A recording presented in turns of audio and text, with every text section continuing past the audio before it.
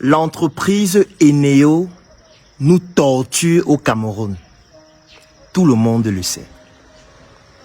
Et quand tout le monde connaît déjà quelque chose, cela devient une forme de commodité.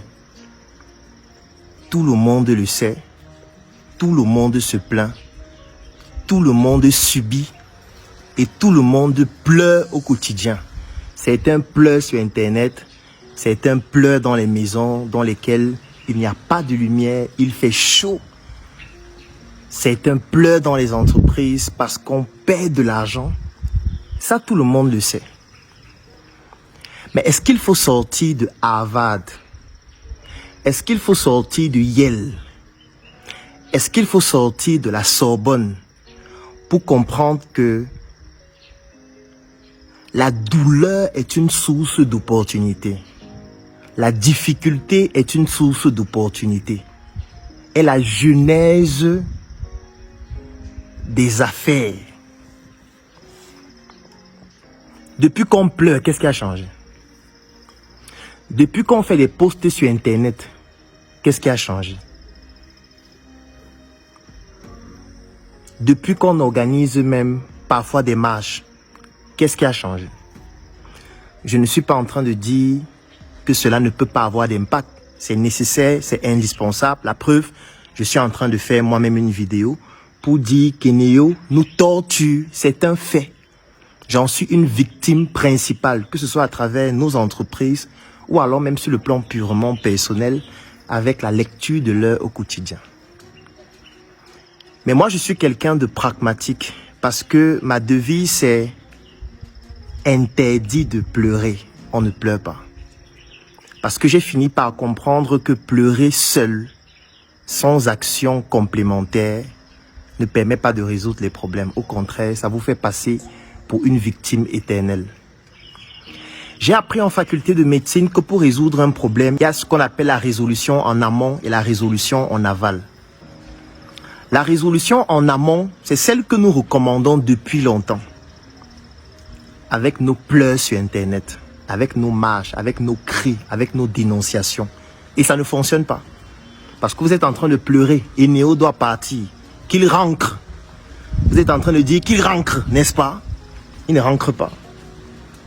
Vous êtes en train de dire que le pouvoir politique doit changer. Tout le monde doit partir. Ce sont des incompétents.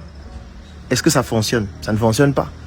Ça veut dire que la solution que vous êtes en train d'implémenter pour pouvoir obtenir des résultats en amont ne fonctionne pas.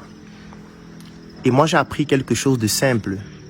Si tu fais quelque chose plusieurs fois et tu n'as pas de résultat, ça veut dire que ça ne fonctionne pas. Ça veut dire qu'il faut trouver une autre manière de faire où il faut changer simplement l'approche que tu as ou la cible que tu veux toucher. Moi, en tant qu'entrepreneur, j'ai appris que la douleur, c'est la source la plus profonde des opportunités. Et je vois donc directement une opportunité en aval qui peut être implémentée assez simplement. Actuellement, je me trouve dans le groupement Fotoni. Nous sommes dans le Oncam, à l'ouest du Cameroun. Et ici, que ce soit dans notre concession ou dans plusieurs concessions, il y a une autonomie, la plupart des fois totale, sur le plan énergétique. Oui, parce que la particularité de notre pays, c'est le fait que la production et la distribution de l'énergie est démocratisée. Je vais l'expliquer en termes simples. La loi dans notre pays permet de produire de l'énergie et de la distribuer. C'est permis par la loi. Que ce soit par des particuliers ou par des personnes morales, notamment des entreprises, des organisations, des associations, ainsi de suite. C'est permis par la loi. Ça veut dire que la loi, en réalité, a donné un pouvoir subtil au peuple pour pouvoir résoudre le problème énergétique en aval. Mais nous, on se concentre sur la résolution en amont, qui est tout aussi efficace. Je suis en train de dire que pour résoudre un problème, on le résout en amont et en aval. Mais depuis nous, on essaye de résoudre en amont. Et on ne fait que pleurer tous les jours et on n'a pas de solution. Peut-être il faudrait qu'on commence à essayer la résolution en aval. Sauf que pour que la résolution en aval soit efficace, elle doit être communautaire.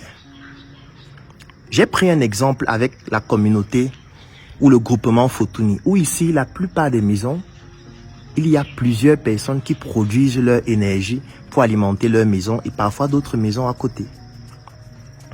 Cela peut se faire assez simplement dans n'importe quel endroit du Cameroun parce que la technologie le permet. Vous êtes dans un quartier, vous n'avez pas de lumière le matin, pas de lumière à midi, pas de lumière le soir. Comme Moustique Charismatique le disait, dans notre pays, Eneo est désormais devenu un employé qui se lève le matin, qui va au travail, qui en général fait des heures supplémentaires parce qu'il adore son travail et qui rentre très tard la nuit quand il n'a pas eu un dossier urgent à traiter qui devrait lui permettre de dormir au bureau pour revenir le matin. Ça, on le sait déjà. Comment on le sait? Qu'est-ce qui empêche à ce que vous, les habitants de ce quartier, vous puissiez vous asseoir et vous dire, étant donné qu'on souffre beaucoup, on ne peut peut-être pas résoudre le problème de tout le pays, mais on peut résoudre le problème de notre quartier. On peut créer une association dans le quartier. On peut identifier le nombre de maisons qu'il y a dans le quartier. On peut voir dans le quartier, est-ce qu'il y a des ingénieurs? Est-ce qu'il y a des techniciens? Est-ce qu'il y a des experts en ce qui concerne les énergies renouvelables, par exemple? On peut évaluer les besoins énergétiques du quartier. On peut faire le dimensionnement sur le plan énergétique pour voir la capacité énergétique dont ont besoin toutes les maisons, au moins pour l'éclairage ou alors pour les besoins élémentaires, charger son téléphone, regarder la télévision, ainsi de suite. On peut faire ce travail-là en identifiant tout simplement les ressources dont dispose le quartier. Et ce ne sera pas payant. Parce que celui qui est dans ce quartier, qui est ingénieur, il vit aussi ce problème. Donc, si on lui demande d'apporter sa contribution communautaire au développement de ce projet, il devra le faire. On peut même lui imposer de le faire, sinon il change de quartier. Tu ne peux pas être dans un quartier, tu es un ingénieur, tu as les compétences pour nous aider à dimensionner les besoins énergétiques du quartier et tu ne le fais pas parce que tu veux qu'on te paye. Non, tu vas le faire, c'est obligatoire ou tu quittes le quartier. Parce que ce quartier est dans une communauté, on peut lui imposer de le faire. Le chef de village peut l'imposer. Donc on identifie les ressources du quartier et on dit, toi tu es un expert dans tel, voilà le travail que tu dois faire. Toi tu es un expert dans tel, voilà le travail que tu dois faire. Vous dimensionnez. Vous faites un devis qui permet de savoir quel est le budget qu'il faut pour pouvoir alimenter le quartier en énergie. Je l'ai dit, la loi le permet. Et dès que vous le faites, vous vous dites, le budget c'est tel montant, nous avons tel nombre de ménages. On divise. Chaque ménage donne une contribution. Et le budget peut être étalé en plusieurs niveaux. Ça veut dire qu'on peut dimensionner pour voir. S'il faudrait juste gérer l'éclairage, ça va coûter combien? S'il faut gérer l'éclairage et par exemple quelques prises pour pouvoir brancher sa télévision, ça va coûter combien? Si on voudrait alimenter aussi nos frigos et tout le reste, ça va coûter combien? Si on voudrait par exemple alimenter nos climatiseurs et tout le reste, ça va coûter combien? On fait plusieurs dimensionnements, ça donne donc plusieurs budgets. Et chaque ménage contribue à la hauteur du budget minimum et ceux qui ont plus donnent plus. Ça permet non seulement de donner du travail aux personnes qui sont dans ce quartier, parce que ça donne un budget qui permet à ce que chacun puisse montrer son expertise. Ça permet de vous rendre autonome sur le plan de l'énergie, même si c'est à un pourcentage défini. Ça peut être une autonomie de 15%. De 20%, de 30%. Ça signifie quoi? Ça signifie qu'il y a par exemple des générateurs que vous mettez en place ou alors tout simplement de l'énergie solaire qui pourrait aussi être associée à des batteries qui accumulent de l'énergie avec une reprise automatique de telle sorte que quand Eneo part instantanément, au moins vous avez de la lumière dans votre quartier. Et en fonction de la formule que vous avez choisie, vous pouvez avoir de la lumière, vous pouvez avoir des prises qui fonctionnent, ainsi de suite. Ça permet d'utiliser cette loi de démocratisation de l'énergie pour pouvoir alimenter votre quartier et ne plus juste passer le temps à pleurer. Là, c'est une solution en aval. Et l'avantage avec ça, c'est quoi? C'est que maintenant, chaque quartier, en fonction de ses ressources, pourra peut-être avoir le budget qui lui permet de produire plus que la capacité énergétique pour gérer son quartier. Et là, une opportunité se crée. Non seulement ça va développer l'attractivité des quartiers, parce que désormais, lorsque tu vas vouloir choisir une maison pour pouvoir habiter, tu sauras que je vais choisir une maison dans laquelle, là-bas, ils ont déjà un système d'énergie, donc je préfère aller là-bas parce que je ne vais jamais avoir des problèmes de coupure. Donc, ça va développer l'attractivité, ça va augmenter le prix des terrains, le prix des maisons dans ce quartier, donc le secteur immobilier va se développer. Ça va permettre à la mairie de gagner de l'argent. La mairie pourra imposer une taxe dessus pour pouvoir prélever de l'argent de cette énergie qui est produite. Et si l'énergie est produite en quantité plus importante, ça pourra permettre de vendre cette énergie à un quartier voisin. Et ça permet donc au quartier, et cela pourra être géré par la mairie qui a aussi un budget et qui peut y contribuer, de résoudre le problème en aval. Ça n'empêche pas de continuer de pleurer le temps que le problème en amont soit résolu. Fondamentalement, qu'est-ce qui nous empêche de le faire? À pas pleurer, à pas crier tous les jours, Eneo est parti, Eneo doit faire ceci, vraiment, qui rentre. On ne peut plus continuer. L'école qu'on a fait nous a servi à quoi? Si on ne peut pas s'asseoir et réfléchir à des problèmes simples qui nous minent au quotidien. L'école qu'on a fait, nous avons des docteurs sur Internet, des professeurs. Nous avons des gens qui ont fait des études à Harvard, partout. Mais qui passent eux aussi le temps à pleurer tous les jours sur Internet. Mais attends, nous sommes un peuple de pleureurs, de crevards, d'idiots, qui ont juste fait de l'école pour l'école. Qu'est-ce qui empêche de mettre en place une solution comme celle-là? La loi permet de le faire. Dans vos quartiers, il y a tellement de maisons que même si on contribue seulement 1000 francs, on pourra au moins se mettre quelques plaques photovoltaïques qui permettent au moins de gérer l'éclairage. Certains vont venir dire en commentaire, regardez en commentaire, car dis donc, ce n'est pas notre rôle, c'est Eneo qui doit le faire, c'est l'État qui doit le faire. L'État, c'est qui? L'État, c'est chacun d'entre nous. L'État, ce n'est pas une maison dans laquelle il y a des gens à l'intérieur qui représentent l'État. L'État, c'est vous, l'État, c'est moi, nous sommes les citoyens. Moi, je suis un citoyen, ça veut dire que j'ai des droits et des devoirs. J'ai des entreprises, je paye les impôts, donc je contribue aussi au fonctionnement de l'État, donc je fais partie de l'État. Donc j'ai le droit de réclamer à l'État que l'État me mette à la disposition des capacités et surtout des moyens de vivre qui me permettent de vivre de manière décente. Oui, j'ai le droit de le faire, donc de se plaindre, de revendiquer, de dénoncer.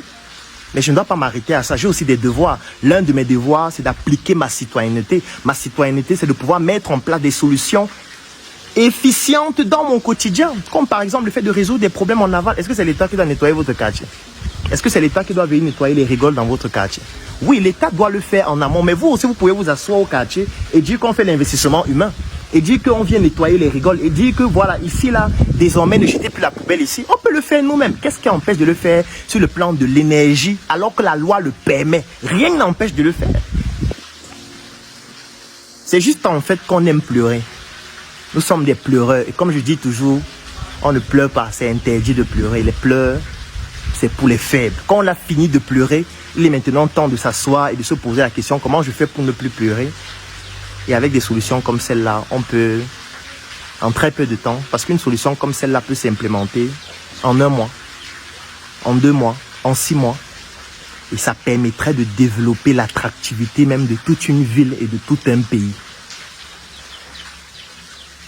Il ne faudrait pas que l'école ne serve à rien au final. Un travail pro commence par un pro en SM. Change toute ta garde-robe, remplace tout par SM de la tête aux pieds. Désormais tu t'habilles en SM, un avenir propre commence par un style en SM. Par un style en SM.